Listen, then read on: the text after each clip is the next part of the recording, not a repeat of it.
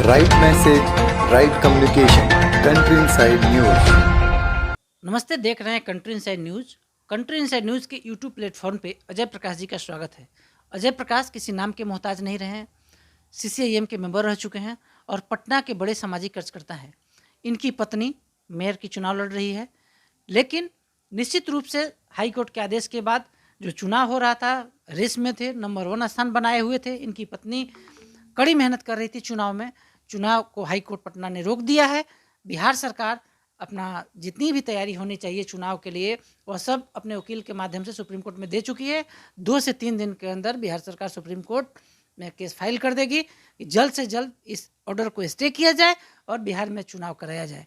अजय प्रकाश जी बिहार के नामी सामाजिक कार्यकर्ता रहे हैं। कोरोना काल में इन्होंने बढ़ चढ़कर गरीबों की मदद की है।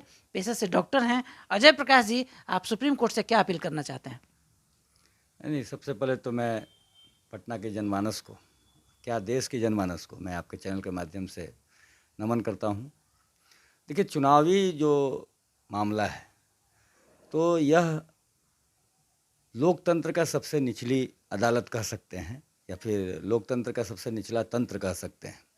तो निश्चित रूप से जब आपका बेस मजबूत होता है तो आगे तना और ऊपर का पेड़ का जो फल वगैरह है वो भी मजबूत हो जाता है। तो ये जड़ को मजबूत करने की बात है। इसलिए चुनाव तो निश्चित रूप से समय पर कराना चाहिए। टेन्योर समाप्त हो चुका है। उसके हिसाब से बिहार में नगर निगम, नगर परिषद, इन सभी का चुनाव निश्चित रूप से समय पर होना चाहिए। और जहाँ तक बात है माननीय उच्च न्यायालय और माननीय सर्वोच्च न्यायालय का, तो उन लोग का अपना कर्तव्य है कि लोकतंत्र की रक्षा हेतु निश्चित रूप से उनके द्वारा ऐसा निर्देश दिया जाए जिसके तहत सब कुछ सही होते हुए चुनाव जल्द से जल्द हो सके और जो चयनित होकर के जो जनप्रतिनिधि आएँ वह जनमानस की सेवा कर सकें। पटना हाई कोर्ट ने चुनाव को रोक दिया। अब 1-2 दिन में वोटिंग हो जाता, अपने पटना में नए मेयर चुने जाते, पटना से पूरे बिहार में। आप इसको किस रूप में देखते हैं और पटना हाई कोर्ट का जो निर्णय हुआ उस पर आपकी क्या निजी राय होगी?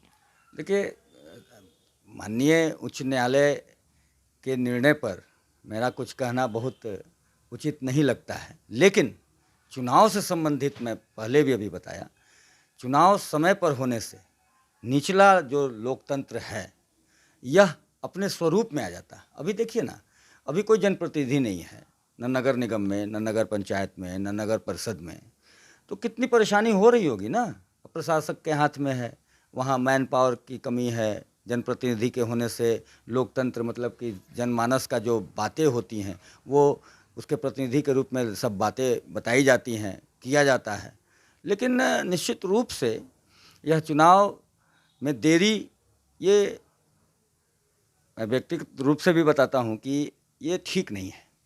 चुनाव में देरी नहीं होना चाहिए। चुनाव अपने समय पर घोषणा भी होनी चाहिए और घोषणा होने के बाद चुनाव भी होना ही चाहिए। अजय प्रकाश जी, भारतीय जनता पार्टी के कद्दावर नेताओं में एक आप हैं। चिकित्सा प्रकोष्ठ को संभालते रहे हैं बहुत समय तक। निश्चित रूप से आपसे एक मैं राय जानना चाहूँगा। जनता दल यूनाइटेड और राष्ट्रीय जनता दल दोनों जब चुनाव रोका हाई कोर्ट ने तो हमलावर हो गया कि भारतीय जनता पार्टी की बड़ी साजिश है चुनाव रोकने में। इस पर आप क्या कहेंगे सर? बीजेपी को क्या डिफेंड करना पसंद करेंगे?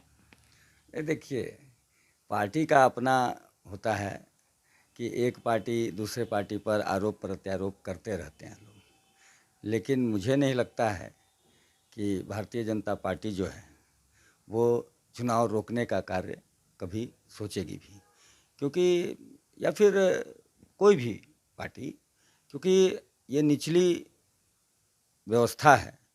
ये अगर बेस नहीं मजबूत हुआ तो ऊपर में एमएलए और एमपीज़ का भी स्थिति गड़बड़ हो जाएगा।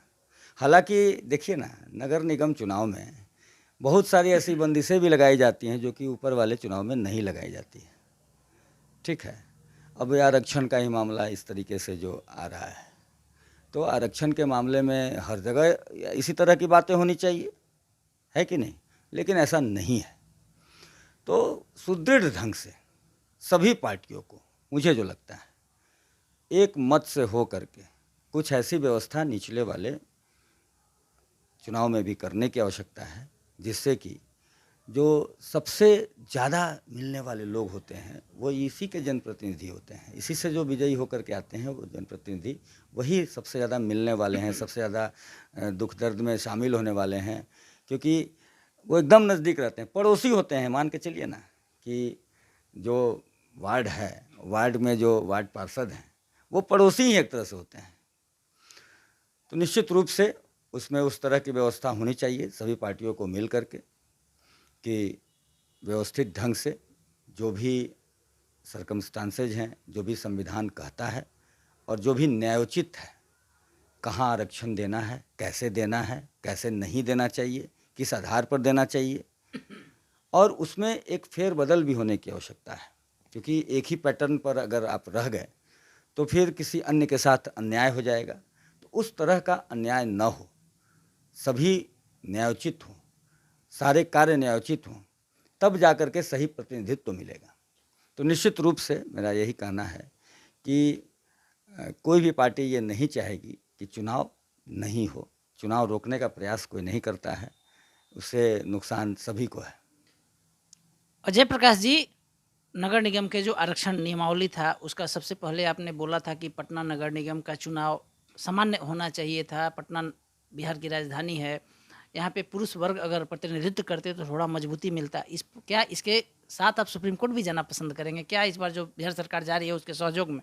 नहीं, अभी मैंने अपने वक्तव्य में मैंने कहा कि कहाँ न्यायोचित आरक्षण होना चाहिए, कहाँ नहीं होना चाहिए, ये विचारणीय है। इसको अच्छे ढंग से विचार करने की आवश्यकता है। और मैंने ऐसा नहीं कहा था कि पुरुष का सीट होना चाहिए, ऐसा नहीं कहा था। मैंने ये कहा था कि पटना जो है वो राजधानी है बिहार की, पटना शान है बिहार का। चूँकि राजधानी होने के नाते सभी लोग यहाँ आते हैं, तो आरक्षण यहाँ नहीं होना चाहिए। ये मैंने नहीं कहा था कि पुरुष का नहीं करें या फिर महिला का नहीं करें। जिनमें वो शक्ति है, जिनमें वो ज्ञान है, जिनमें वो सब गुण है, ऐसा जनता जिनके बारे में सोचती है उनको वोट दे करके जिताएगी। चाहे वो महिला हो, महिला तो मातृशक्ति हैं, तो पुरुष भी शिव के स्वरूप हैं। तो निश्चित रूप से दोनों में अपने अपने गुण हैं। तो जिनमें विश्वास करेगी जनमानस वैसे उनको जिताएगी। तो सीट को यहाँ पर महिला या पुरुष के बंधन में न रखा जाए, उससे स्वतंत्र लोग रहेंगे ना।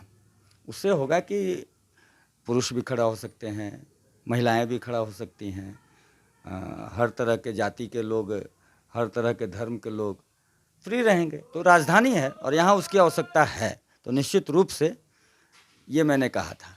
लेकिन जब महिला सीट यहाँ आरक्षण हो गया तो मैंने उसका सम्मान किया है, क्योंकि मैं तो संविधान का सम्मान करने वाला व्यक्ति हूँ, मैं जनमानस का सम्मान करने वाला व्यक्ति हूँ और मैं सरकार का भी सम्मान करने वाला व्यक्ति हूँ।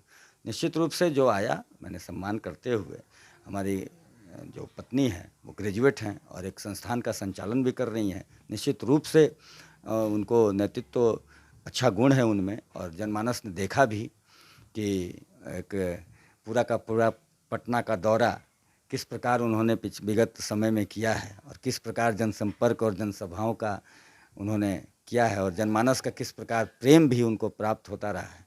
निश्चित रूप से समय आने पर जो भी हो, आरक्षण का जो मुद्दा हो और उसके तहत जो भी निर्णय हो, उसके अनुसार सारा कुछ होगा। आप सुन रहे थे अजय प्रकाश जी को।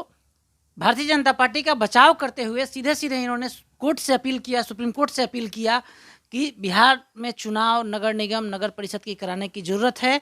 अभी जो कोरोना के बाद अभी डेंगू का जो समय देख रहे हैं, पटना सहित पूरा बिहार डेंगू की राजधानी बन गया है। सभी जिलों में 10, 20, 50 केस डेंगू के मिल रहे हैं। इनका सीधा मानना है, जयप्रकाश जी सामाजिक कार्यकर्ता रहे हैं, बड़े सामाजिक कार्यकर्ता हैं पटना का। इन्होंने सीधा सुप्रीम कोर्ट से अपील किया है कि जल्द से जल्द बिहार में चुनाव कराने का नगर निगम का आदेश देने की कृपा करें। हमारे सहयोगी सन्नी मिश्रा के साथ कौशलेंद्र, पटना से। Right message, right communication. Country Inside News.